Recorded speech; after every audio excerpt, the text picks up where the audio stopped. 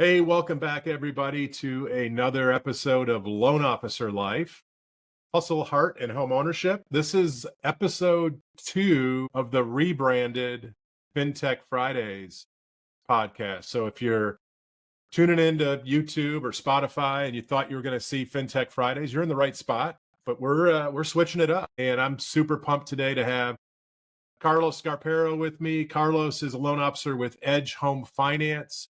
Carlos is down in Dayton, Ohio, about 4 hours south of me. I'm up in Detroit. Carlos has been crushing it on YouTube, and we're going to talk all things YouTube today. Carlos, thanks for joining me. Thank you for having me. I appreciate it, Brian. So first of all, you and I have known each other for quite a while. Actually, I think back to my Flagstar days. We met maybe at one of the first AIM events, and so it's always good to catch up with you. But in the last, 3 to 6 months, every time I go on YouTube, you pop up. You're all over it. And I've seen you show up in some of the trade publications lately. And I'm like, I gotta get on here and figure out what the heck Carlos is, what he's found out on YouTube. And you've been on the platform, I think, since 2017. Is that right? I have, yeah. I've been on there a while. So let's get into it, man. Like what inspired you to kind of pick up the YouTube channel and start to create content there? And then what are you seeing from those efforts? Yeah, for sure. YouTube is a great way to connect with your audience and really get people to know who you are, what you do. I think the big difference between me and other people is I am much more focused in what I do.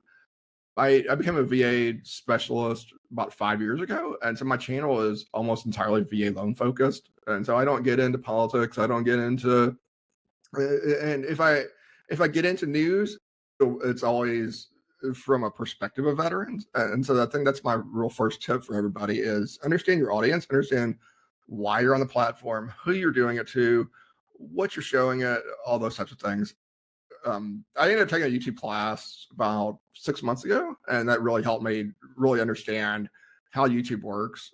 And so I think of YouTube as you're talking to one specific person. YouTube is really, and when you understand that, it makes it so much easier because you're like, okay, what does my one person want? And so for me, I think of, okay, who is that struggling veteran that got turned down by a big company, Veterans United, whoever, and what are they thinking? What's in their head? And so my channel is entirely about how to answer their questions. And really that's most of my content is just answering those questions every time I get a chance. I'm not as consistent as I'd like to be, but whenever I get some time, I'll just go and post. What was the YouTube class that you took? Like where would I find that?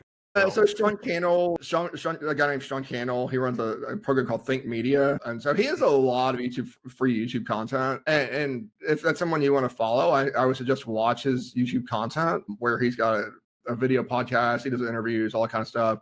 And then he has a class called VRA, Video Ranking Academy. And that's the class that I take. And so it's $1,000 I think I paid. And you can do monthly too, but I just paid the $1,000 so that way you don't pay the extra fees for monthly payments.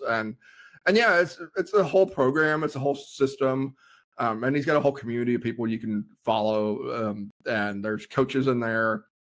They do channel reviews and all that kind of thing. But really, it's the core program. I didn't even really, even though I've done the bonuses, I've done some of the free coaching. Honestly, it's the core program that really inspired me to push my channel. And he talks about this thing called answer specific questions, ASQ. And that, to me, that's been the most insightful where I think, okay, what is the specific question my audience is asking? And people think, oh my gosh, you need all this research to figure out what they're asking. Well, no, your people tell you every day what they're asking. I just do a lot of listening. Like, okay, when someone asks me something, or if I have to look up a guideline, that's probably something that other people are asking. And then that way I'll make a video around that. My personal philosophy is if I have to ask an AE a question about something VA specific, then most likely my audience doesn't know either, and it needs to be a video.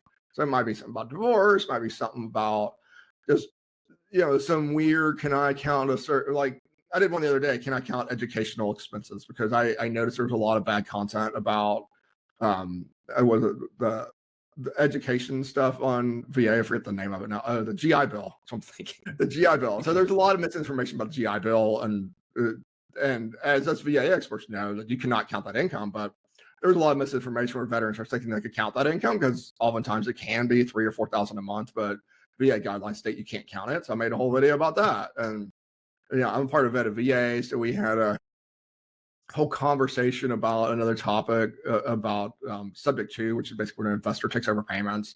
And there was a whole controversy about that.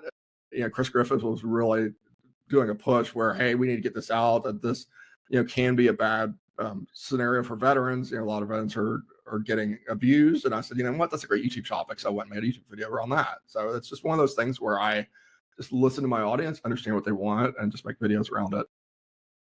So what I'm looking at your channel here. So, and I'll make sure in our, when we post this episode, we'll have all the links to all your socials, including your Home Loans by Carlos channel. You have 232 videos on there. Yes. I recall seeing or reading an article or seeing you on some social platform talking about a couple of videos that really that popped for you. It's one thing to put content out and educate people. That's awesome. And especially the audience that you're focused on are our nation's veterans. But this is actually a business for you. This is a business development platform for you, right? You're seeing inbound activity off of this as well. Oh yeah, for sure. And I think that whatever activity you're doing, no matter what it is, you need to ask the borrower, where did you find me? Because that way you know what's working, right? And absolutely, I have people all the time say, I found you on YouTube. Oh, okay, which video? They don't always necessarily know which video they watched, or they just say, I found you on YouTube. I'm like, okay, cool. Yeah. We know it's working because they said they found me on YouTube. As far as videos popping, I do pay for some traffic too. Don't be afraid to pay, but you have to understand exactly what you're paying for. And it took me a long time to understand that. If you do decide to start paying for traffic on YouTube, you have to understand, okay, you have to understand who you're targeting, why you're targeting them, what the messaging is.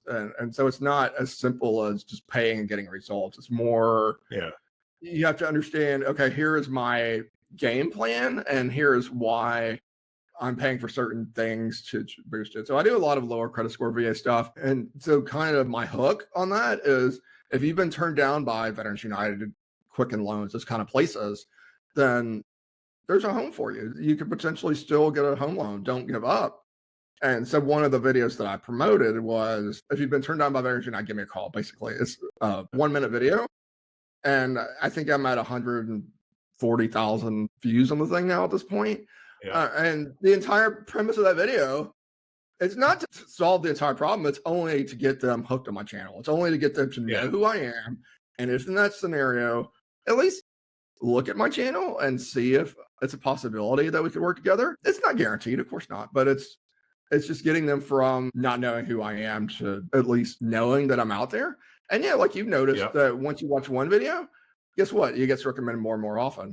And that's what I figured out. And that's what I figured out from VRA was, okay, all I have to do is make sure that as many people as possible know who I am. And that's kind of when I boost my traffic. It's really just making sure that core audience of veterans that are looking for a VA home loan at least know that I exist. Carlos, 246,000 views on the video titled "What to Do If You Are Turned Down by Veterans United or Another Online Lender." Yeah, it's crazy. Yeah, and it's ranking too. Yeah, so it ranked. So yeah, it's not. So I did pay for some of that traffic, but it is ranking on Google as well for that phrase. I'm pretty sure I'm number one. I think I'm 1 and 2 because it's on my website too. That's the other thing I do because I have an SEO background. Is I'll cross promote my videos on my blog.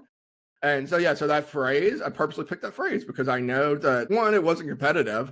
I knew that nobody else was targeting it. And two, I knew that even though, it's not a super trafficked phrase, that the people that are in that situation are very, very high intent and have a very good chance of needing me. And luckily, because I am a broker and I have so many services I work with, so many lenders I work with, that there's a lot of companies that will do those kind of loans. And we structured our business around, okay, how do we do those manual underwrites? How do we get those more challenging deals done. And yeah, it's exciting when I get a borrower that was turned down by the big online lender, and I say, you know what, Mr. Veteran or Mrs. Veteran, you are approved. And they're like, oh my God. Like I had one yesterday, the dude literally cried on the phone. Like it was kind of a harder deal. We sent it to 3 different companies. EPM, which was company number 3, told us a yes yesterday, approved with conditions. And so the guy calls me. He's like, what is this approved with conditions thing, man? I was like, it means you're approved. He's like, what? Are you sure? Like, I kept having to like reassure the guy. And he was like literally crying. He's like, oh my God, I can't believe it. You know, oh my God. Yeah. And I'm like, yeah. And I was getting emotional too. Yeah, at the end of the day, it's just another day to me. But to him, you know, it was an amazing day. And he still kept calling me. Well, what about this? And what about like we literally had 5 more conversations yesterday. Kept calling. Well, are they gonna find this other thing? And he found you from YouTube, from your YouTube channel. He found me online. I don't know if it was from YouTube or another source. He did find me online though. He's in Texas. I don't live in Texas. He's in Texas, and it's a good loan size too. Don't think that these are small loan sizes. That one was $585,000, something like that. Yeah, it was over 500. My loan sizes have gone up significantly since I did this online thing because I'm here in Ohio where our houses are much smaller, and so we don't typically get the big loan sizes here in Dayton. It's been interesting how my loan size, my averages have definitely gone up since I've taken a more online approach. So I'm curious. So YouTube sits here and it's driving traffic. What kind of systems or processes have you created once the once you have a lead coming off of either your online presence or YouTube? Like, what are some things that you're doing that are helping you with conversion? Yeah, my conversion strategy is actually amazingly simple. It's really a quiz funnel, and so on my homepage it basically says, you know, take the 30-second qualification quiz. So, because somebody's like 30 seconds and they only do a credit pull, and it's a true quiz. I'll ask them like 15 questions, and the main one is your credit score question.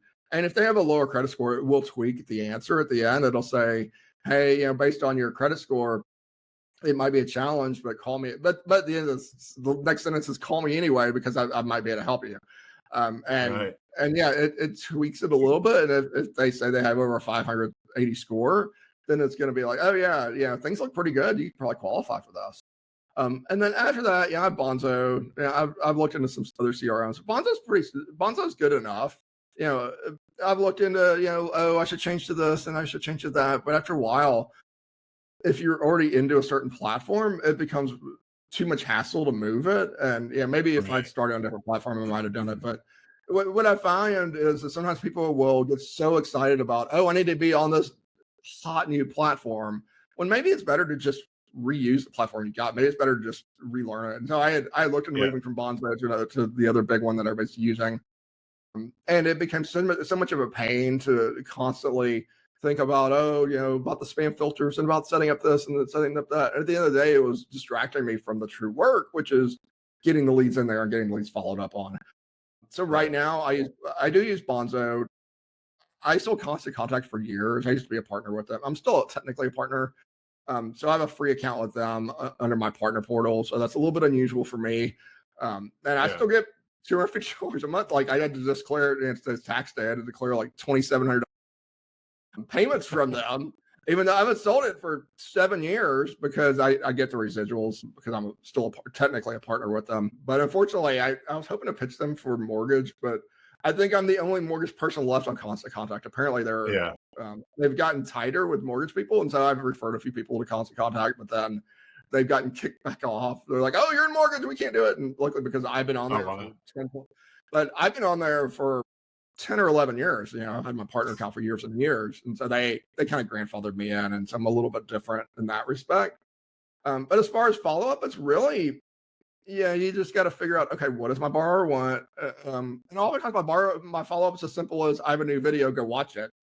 It doesn't have to be overly complicated. But you do have to have a platform where you can send the message, whether it's text or email or whatever. Don't overthink it. And so my follow-up is really, I try to get as many emails out as possible with really the message is often, hey, I've got a new video. I do want to do a homeownership type class, like a step-by-step series. And that can be more of an ongoing video series where it creates content for me, but it also creates that follow-up, because then I can put that series into an email campaign and just send a weekly email blast for 10 or 12 weeks. And so those are kind of the main areas I do right now. Yeah, I love the idea of a home ownership class. I can imagine. Again, I'm looking at your channel, and I could almost visualize how it would kind of position on the channel, and probably have some massive. Yeah, and there's debate. I talked to some people that are like, oh, it needs to be gated, and you should do it through your CRM and all that stuff. And there's pros and cons of everything, right? The problem with gating it through a CRM, one, is more complex, and I think loan officers will get stuck in the technology side of it. That if you don't know the CRM, then you're like, oh my gosh, what software do I need? What do I need? How do I do this? How do I prevent that? As opposed to just make the dang videos. Just plot it out. And that's one of the things I need to do is figure out, what do I want this class to accomplish? And what do I want each video to say? What does the title of each video need to be? How long do I make each video? Like all that kind of stuff. I just need to think that out. I haven't done that yet. It's on my goal sheet. And like I said, most people just overthink it. They're like, oh my God, I need this, I need that, I need the software, I need the camera, I need the microphone. Just record it. Record it, whatever you got. If you got a cell phone, record your cell phone. If you got a webcam, use a webcam. If you got a fancier camera, fine, use that. But, a lot of people overthink it and don't really figure out how to structure it. And so when I do it, I'll do it as a playlist. And that way, YouTube will push out that playlist. And then also, people that have already watched my videos that maybe they don't subscribe to my channel will still see it. And then I'll also got my email list, so I can push my email list onto that playlist too. So there's multiple ways to do it. And that's why I prefer that to gating it, because gating is, is where you have it on a private platform, whatever that platform might be, whether it's school or, some CRM system. The problem with that is then you don't get that additional traffic. You only get the traffic from people that subscribed, which is viable traffic too, don't get me wrong. But personally, I like to make my videos public. Whoever sees it. If they subscribe to my channel, fine. If they subscribe to my email list, fine. But I don't want just those people to see it. I want as many people as possible to see what I do. Yeah, I'm taking a lesson here because I'm looking at your playlist that you created. You've got VA loan assumptions, VA reno, getting a VA loan with bad credit. That has 37 videos in it. Refinancing. What I need to, again, I'm on YouTube and we put content on YouTube, but as I look at the way you've organized your channel, I need to kind of go back and rethink, how we organize our content. Is it like a work in progress for you? Are you constantly tweaking the channel? Yeah, there's never a done. It's always a work in progress for sure. It's one of those where you think of something and when I make the class, I'll have to figure out, and I think I did create a playlist at one time called Fitting a Mortgage Step by Step or something like that. I started down that road. I just need to tweak it a little bit. And especially the bad credit stuff, because I've really pushed hard on that content because there's not very much good value on that content. So the bad credit side, I've probably got more content than anybody. And people are like, oh my gosh, bad credit. Yeah. You'll get a few that are total knuckleheads that, are in foreclosure and really shouldn't be homeowners and whatever. But there are quite a bit that got overlooked that turn into deals. And when they do, it's amazing. And oftentimes it's, this guy just needs credit repair. Let's put him in credit repair and call me back in 6 months. That happens too. Right. And so don't get too, if you go down the bad credit path, don't get too paranoid and be like, oh my God, it's only, people that are broke that have bad credit. People have all kinds of stories, and it's a very different mindset. And I have to take almost. I'm married to a social worker, so I almost have to have a social worker mindset. And somebody had actually told me that you have kind of a social worker mindset. And I was like, well, I'm married to one, so maybe that's part of it. But you have to just really be caring, listen, understand the story. Luckily, the way VA is structured, where it's so much of a story-based program, that I can look at the credit, like this guy yesterday that I approved. If you looked at the credit report without calling him, you would be, and looked at the bank statement, you would be like, oh my God, this guy's a nightmare. I can't believe you approved this guy. But then when I called him, I started digging deeper. Why did this happen? Why did that happen? Why do you have this balance? Why is this? Why is that? And I realized, oh, wait, this guy just had a couple bad months, but here's what we can pitch. Here's where it works. Here's where it meets guidelines. And then at that point, it's all about structuring and packaging. Then I talk about process where I'm like, okay, we need to get a good letter of explanation from this guy.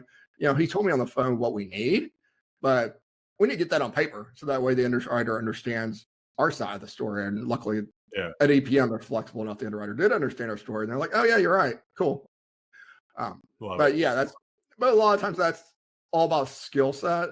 That's about understanding programs, and that's where becoming a specialist becomes more important, because the more you specialize in a topic, the more you're super good at those really, really weird guidelines, and the more you can figure out, oh, okay, this is what we need to do to make this work, and the more you can make crazy videos about it, because the deeper you are into a topic, the more the weird situations come up to start with, and the more it's kind of the cycle that the more VA stuff I do, the more weird scenarios I do, the more I'm calling my AE about some weird scenario that they've never seen before, and that scenario becomes a new topic. So it's all kind of, it all ties together, if that makes sense.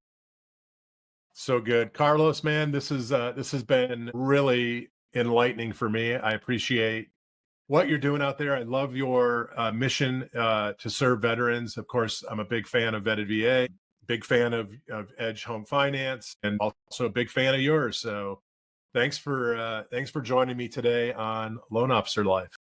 Yeah, thanks for having me. I appreciate it. All right, guys, make sure you follow Carlos. We're going to put all of his content in the notes here.